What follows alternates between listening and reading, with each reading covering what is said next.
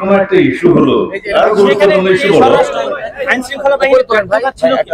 না, এগুলো আরো গুরুত্বপূর্ণ ইস্যু বলো, এগুলো সম্পর্কে আমার মন্তব্য করাটা তো উপযুক্ত নয় বলে মনে করি এই সমস্ত ব্যক্তিদের সম্পর্কে।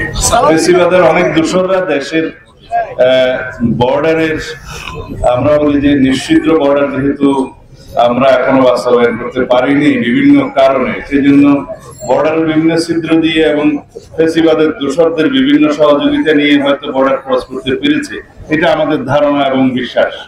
এখানে অনেকেরই ব্যর্থতা আছে, সেটা নির্ধারণ করার জন্য একটা সম্ভবত আদেশ হয়েছে, দেখা যাক তাদের তদন্তে কি আসে।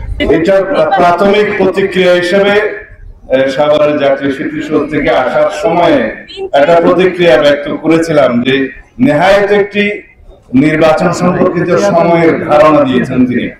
এখানে দিন তারিখ মাস সহ এবং নির্ধারিত প্রয়োজনীয় সংস্কার নির্বাচনমুখী এগুলো করা এবং তার জন্য প্রয়োজনীয় সময় নির্ধারণ সহ এবং একটি নির্বাচনের রোডম্যাপ জনগণ প্রত্যাশা করেছিলেন মাননীয় প্রধান উপদেষ্টার কাছে, এই অন্তর্বর্তী সরকারের কাছে।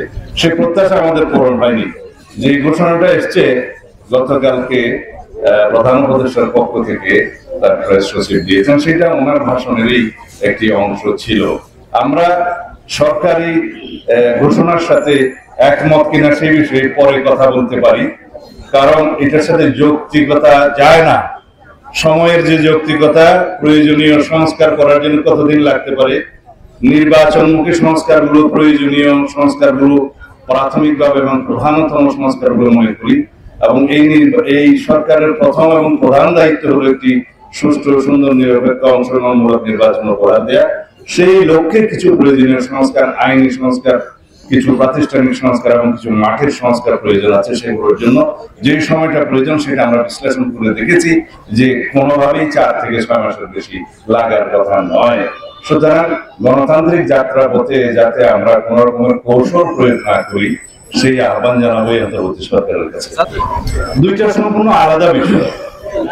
একটা হচ্ছে প্রথমটা প্রধান নির্বাচন কমিশন তত্ত্বাবধায়ক এই অন্তর্বর্তীকালীন সরকারের চাহিদা অনুযায়ী ওনারা নির্বাচন অনুষ্ঠানের জন্য প্রস্তুত আছেন।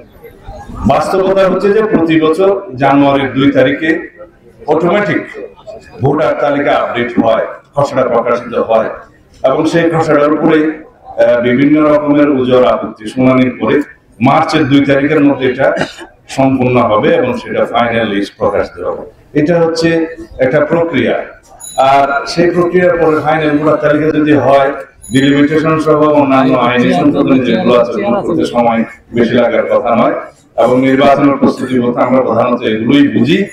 এবং সেই নির্বাচনের প্রস্তুতি সম্পন্ন হতে প্রধান নির্বাচন কমিশন যেটা দিয়েছেন তাতে 3 থেকে 4 মাসের বেশি যৌক্তিক সময় লাগার কথা না। আমার মনে হয় যে আমি